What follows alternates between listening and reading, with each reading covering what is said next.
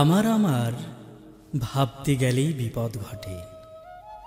এই অফিস, এই কারখানা, আর এই কারখানার গুদাম টুদাম, তালাবন্ধ কোণের ঘরে চোখ রাখলেই দানবাকার কলঘরের এই চৌকাঠাটা পেরিয়ে এসে চোখ মেলে সব এদিক সেদিক দেখতে দেখতে আমার কিছু হিস্সে আছে। ভাবতে ভাবতে খুশি হলেই বড় সাহেব টের পেয়ে যান। তলব করে তক্ষুনি, আর তলব টলব হিসেব করেন। হিসেব টিসেব মিটে গেলেই দারোয়ানজি দরজা খোলেন। এই শহর, এই দালানকোটা, রাস্তাঘাট আর বাগান টাগান ইত্যাদি সব তোমার আমার, আমরা মালিক। তার মানে এই আমিও এক মালিক বটে। এসব কথা ভাবতে ভাবতে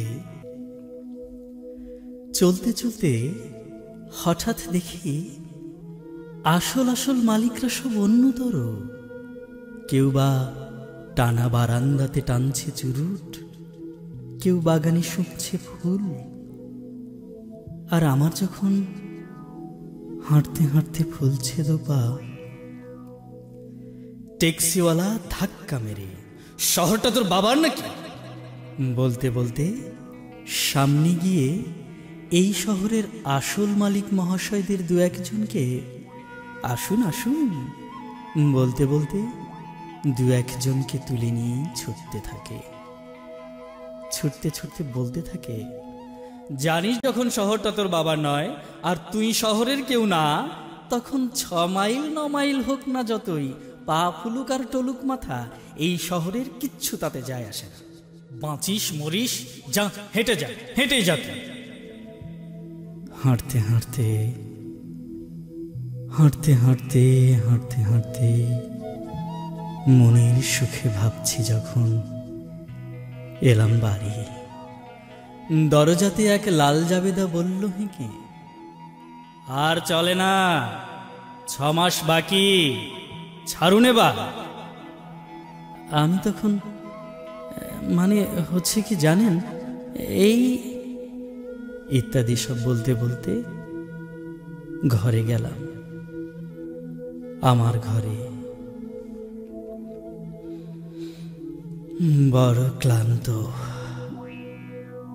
বলতে বলতে মাদুরটা যে চাইতে গেলাম, বউ ছেলে আর মেয়ের মুখের ভাবটা তখন এমন এমন।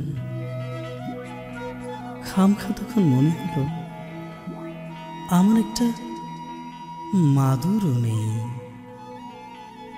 বউ ছেলে মেয়ে আর এই ঘর গেরস্তি কেউ না আমার, আমিও নই এদের কারো, কেউ না আমি। যতই বলি আমার আমার, যতই চাই ভেতর দিকে এগিয়ে যেতে, ততই দেখি সবাই মিলে হেইও বলে দেয় ঠেলে দেয় বাইরে ঠেলে। এমনি করে শীতে গ্রীষ্মে ঝড় বাদলে বাইরে বাইরে আর কতদিন ঘুরবো বলো।